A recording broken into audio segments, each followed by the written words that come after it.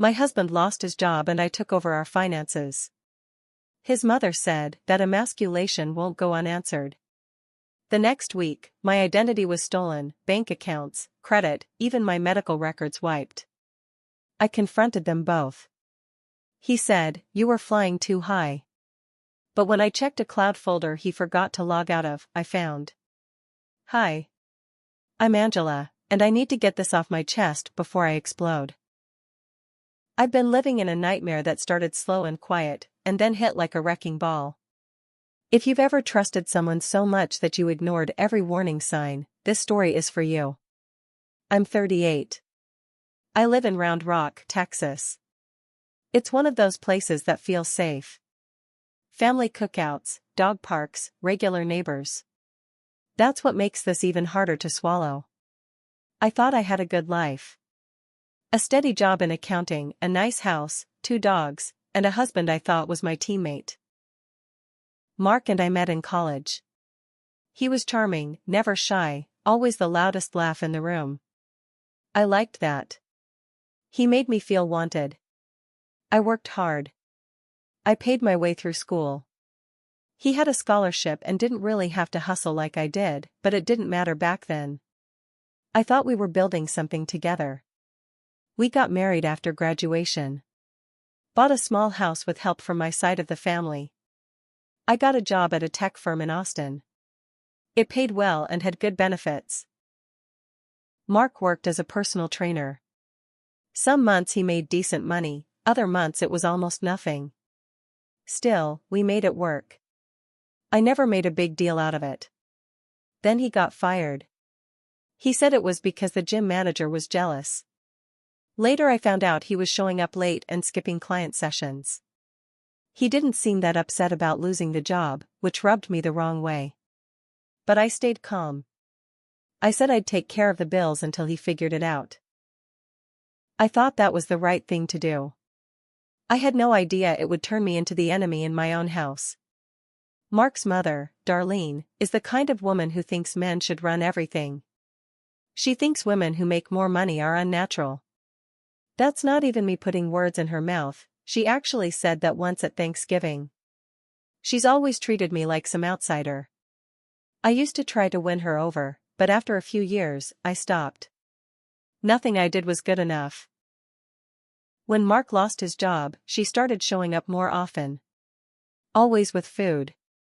Always with an excuse to talk to her baby. One time I came home and she was already inside the house. Mark gave her a key. Without telling me. I asked him why, and he said, "She's just helping out." Helping with what? Then came the comments. One night after dinner, she was cleaning up and looked at me with this little smile and said, "Some men don't recover from being emasculated, you know. That emasculation won't go unanswered." I laughed, kind of awkwardly. But she didn't laugh back. She meant it. A week later, my credit card got declined. I checked my bank account on my phone, and everything was gone. All of it. Savings, checking, even my backup emergency fund I kept in a separate credit union. At first, I thought it was a hack. I called the banks, froze everything, started changing passwords. Then my email locked me out. My phone started glitching. When I tried to reset passwords, they were already changed. Then I got a notice about a new credit line in my name. Then another. Thousands of dollars charged in cities I've never visited. I called the credit bureaus. I reported fraud. They put a freeze on everything, but the damage was done. Then I got a letter from my health insurance company. Someone requested my full medical file be transferred to a provider in Arizona. I called the office myself. The woman on the line said, "You already signed the release form." I never did. That's when it hit me, this wasn't random. Someone was doing this on purpose. Someone close to me. I confronted Mark that night. I told him everything. The accounts. The emails. My stolen identity. I was crying. I was shaking. I told him someone was trying to ruin me. He just looked at me. calm. Like I'd told him the weather was bad. And then he said, maybe you needed a reminder. You were flying too high. I asked what the hell that was supposed to mean. He stood up, walked into the kitchen, poured himself a drink, and said, "You've been treating me like a loser ever since I lost my job. Like I'm not a man anymore." I couldn't believe it. I asked him if he had anything to do with this. He didn't say yes. He didn't say no. He said, "You made yourself the boss. Now you're dealing with what comes with that." That's when I knew. I wasn't crazy. I wasn't paranoid. He and his mother weren't just watching me suffer, they were behind it. I couldn't sleep. I sat in our bedroom staring at the ceiling, trying to figure out what to do. The next day while he was out, I got on his old gaming computer. I was looking for any files, anything at all that could help me build a case. That's when I saw it. A cloud storage app running in the background. He forgot to log out. I clicked. Inside, there were folders labeled with dates. I opened one and felt like my stomach hit the floor. There were screenshots of my bank apps, before the accounts got wiped. Spreadsheets with passwords, account numbers, security question answers. My social security number. My credit card info. Photos of my ID. There were emails, between him and Darlene. Subject lines like Operation Reset, Angela Plan, and End Game. They talked about me like I was an obstacle. A problem to be fixed. They said I was too proud, that I forgot my place, and needed to be taken down. They even planned what to do after. Sell the house. Move Mark in with Darlene. Transfer money slowly. Lie if I called the police. Everything was written down. All of it. That was the moment I stopped crying. That was the moment I realized I wasn't going to ask for help. I was going to take them both down. I copied everything from that cloud folder onto a flash drive. Every email, every file, every spreadsheet. I didn't know what I was going to do with it yet, but I knew I had to keep it safe. I hid the drive inside a box of tampons in the bathroom drawer, someplace Mark would never look. I didn't confront him. Not yet. I needed time. I needed to be smart. These people were willing to destroy me behind my back. I couldn't just walk in and scream. That would give them a head start. I needed to move in silence. But something happened that I didn't expect. Mark started being nice to me again. He started bringing me coffee in the mornings, asking how work was, rubbing my shoulders like everything was normal. It made my skin crawl. I'd lie awake at night, pretending to be asleep while he curled up next to me like nothing was wrong. Then came the kicker. He said he wanted to rebuild our marriage. He said he'd been feeling lost and maybe I had too. He talked about counseling, reconnecting, even trying for a baby. A baby. I almost threw up. I realized what he was doing. He knew the fraud trail would eventually lead back to him. So he was trying to patch things up. Pretend we were in love.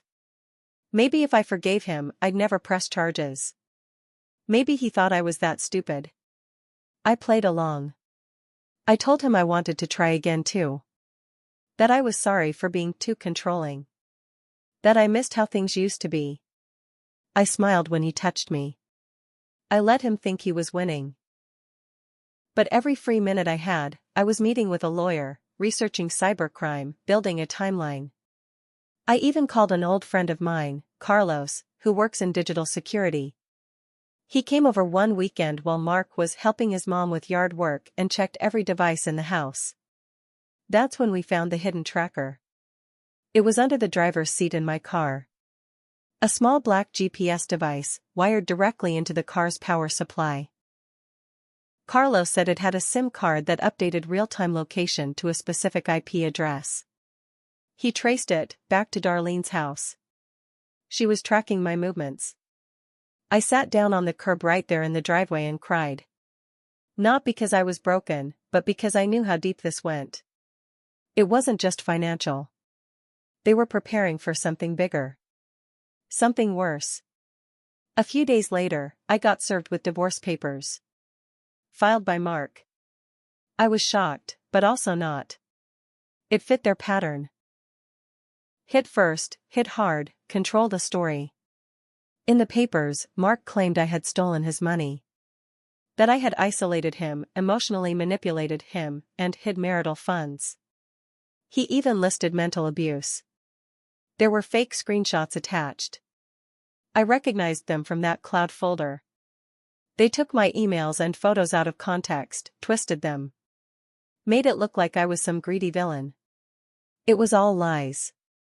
And then, the worst hit, my job put me on leave. Human Resources got an anonymous tip that I was under investigation for fraud and identity theft. Someone sent in evidence. It matched the fake documents in the divorce filing. I sat in that HR office, cold and silent, while they told me they needed to protect the company. I wasn't fired, yet, but I was benched. They were taking everything from me. I didn't tell anyone. I didn't even take my car, I borrowed Carlos's. I needed to see her face. I needed to hear the lies fall out of her mouth with my own ears. She opened the door like she'd been expecting me. "Angela," she said, smiling like a snake. "You look tired." I walked in without being invited. She didn't stop me. I said, "I know everything." She just shrugged. "You think keeping a man down won't have consequences? You made him feel small. Weak. A man like Mark can't live like that." I laughed. I couldn't help it. "So you destroyed my life?" She leaned forward. "I corrected your life. You forgot your place." I stared at her, trying to figure out how one person could be this cruel. She didn't even seem guilty. Just smug. Cold. Then she said something that chilled me to my core. "It's not over, Angela. You're going to sign those divorce papers. Quietly. You're going to walk away. If you don't, the next wave is coming." "What next wave?" I asked. She just smiled. And that's when I realized they were holding something else over me. Something I hadn't uncovered yet. I drove home shaking. My hands gripped the steering wheel so tight I thought I'd snap it in half. I knew Darlene was serious. That smug look on her face wasn't bluff. She was holding something back, something worse than what they'd already done. I didn't sleep that night. I laid in bed beside Mark, listening to him breathe like he didn't have a care in the world. I stared at the ceiling and went through every file, every screenshot, every possible clue I'd copied from his cloud. Then I remembered something. There was one folder I didn't open. It was labeled Personal Video Vault. At the time I figured it was porn or something stupid, so I skipped it. Now I opened it. And what I found made me go cold. It was footage. From cameras inside our house. There were videos from the living room, kitchen, even our bedroom. None of them had been there before. Not visible anyway.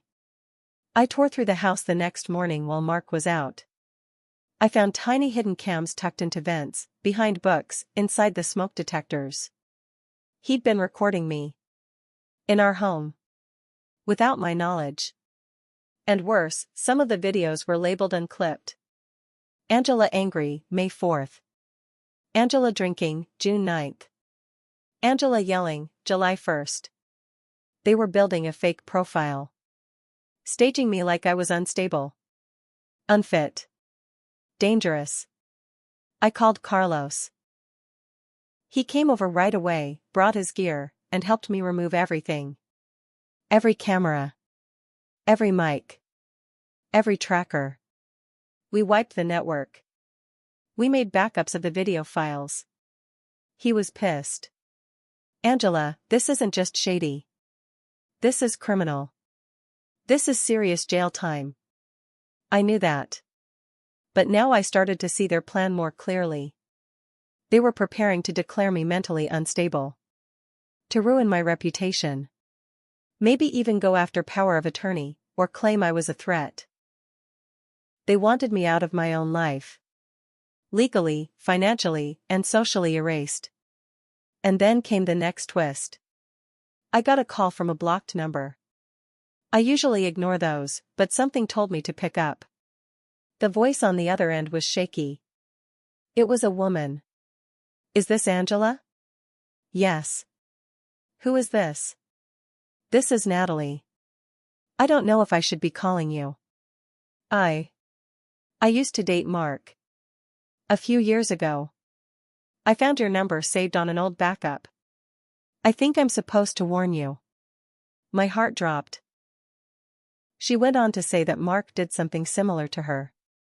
Not as big, not as damaging, but still manipulative. She said he isolated her, made her feel like she was losing her mind. Said he knew how to break people down without touching them. Gaslight her so badly she went to therapy for a year. But she said one thing that stuck with me: he used to joke about taking people apart piece by piece. Financially, emotionally, whatever. He called it slow kill. Said it was more satisfying than cheating. I asked her if she ever told anyone. She said she tried, but Mark covered his tracks. Always. And his mom? She's worse, she added. Like a cult leader. After that call, something clicked into place. This wasn't the first time. I wasn't the first victim. A few days later, while digging through our shared office, I found a copy of Darlene's will tucked in a file folder. It wasn't something I should have had access to, but there it was. Probably forgotten. I scanned it, and nearly dropped it. Mark was listed as the sole heir. But under special notes, it said this: Angela is not to receive a single cent. If legal separation is not completed before 2025, funds to be diverted to third trust. It had been updated just 2 months before this all began. It made sense now. They were on a deadline. Darlene was moving assets. They wanted me out fast, before that date. She was literally writing me out of the picture. That weekend, I had police show up at my door. A wellness check. Someone called in saying I was acting erratic, talking about hurting myself, and hadn't been seen in days. I knew instantly who it was. Darlene or Mark, maybe both. Trying to start a paper trail. Trying to lay the groundwork to have me institutionalized or flagged. I kept calm. I invited the officers in. I showed them my ID, spoke clearly, even made them coffee. I told them I'd been having identity theft issues and I suspected someone close to me was behind it. One of the officers, a woman about my age, leaned in before they left and said, "You're not the first woman I've seen in a situation like this. Be careful." They left. I stood at the window and watched them drive off. I realized I was no longer safe in my own house. And I wasn't waiting anymore. After the wellness check, I knew I had to move fast. I packed a suitcase, grabbed the flash drive, and stayed with Carlos for a few days. I told Mark I needed space, and surprisingly, he didn't fight me on it. Probably thought I was breaking down just like they wanted. He had no idea what I was doing behind the scenes. First, I went to the police again, but this time with everything. I handed them the flash drive, the videos, the fake emails, the financial records, the hidden camera footage, the GPS tracker from my car, and even the phone number Natalie used to call me. I gave them names. I gave them dates. I gave them motive. The officer assigned to my case, Detective Mahoney, said she'd seen some sick setups before, but never this calculated. This isn't identity theft, she told me. This is conspiracy. They tried to erase you. Within 48 hours, Mark was called in for questioning. He lawyered up fast. Darlene, too. But the police had enough to begin an official investigation. It took weeks, but during that time, I wasn't just waiting, I was fighting back. I hired a bulldog of a divorce lawyer. He had a reputation for going after dirty spouses and winning big. We filed a countersuit with all the evidence. My lawyer got a restraining order against Mark and his mother. We also subpoenaed bank records and discovered transfers, small ones, that Mark made to an account under Darlene's name. That alone violated multiple financial laws. Meanwhile, Carlos used his contacts to run a deep background check on both of them. That's when the final bomb dropped. Mark had been using aliases. He had done this before, in another state. New Mexico. His ex, Natalie, was just one of 2 women who had reported similar behavior. Nothing ever stuck because he used fake names and moved fast. But now, with all the evidence I had, it stuck. Darlene was arrested first. Fraud, identity theft, conspiracy, illegal surveillance, and obstruction of justice. Her face was on the local news, gray roots, no makeup, wearing a stained hoodie. She looked like a ghost. Mark was arrested next. He tried to fight it. Claimed it was all lies. That I set him up. That I faked everything. But his own messages, his own cloud folder, and his financial trail were enough to shut him down cold. The cops even found more in his mom's attic, boxes with old phones, SIM cards, burner email accounts. They were building a digital dungeon together. Like it was a hobby. Both were denied bail. And when their trial came, I sat in the front row every day. I didn't smile. I didn't cry. I just stared. Let them see me standing. Alive. Not broken. The court found them both guilty on multiple counts. Darlene got 15 years. Mark got 18. He pled down to avoid federal charges, but he still went away. The judge said it was one of the most disturbing and elaborate personal destruction attempts he'd seen in decades. Remember how I was suspended from work? My company offered me my job back once everything came out. They even sent an apology letter. But I didn't accept. I sued them, too. For wrongful suspension and emotional distress. Settled out of court. I can't say how much, but it was enough. I sold the house. Burned everything they touched. Changed my name. Moved to a smaller town outside San Antonio. Took a job consulting for small businesses. Something quiet. Carlos? He stayed in my life. We're not dating, not yet. But he checks in. Fixes my router. Buys me tacos. Makes me laugh when I forget how to. I go to therapy now. Sometimes I still wake up thinking I'm being watched. But the fear fades a little each day. Yes, I have some. I regret not listening to my gut sooner. I regret every time I stayed quiet to keep the peace. But I don't regret fighting back. And if you're reading this, if someone is making you feel like you're losing your mind, if things aren't adding up, if you feel the walls closing in, you're not crazy. You're being cornered. And you need to start documenting. Quietly. Carefully. Right now.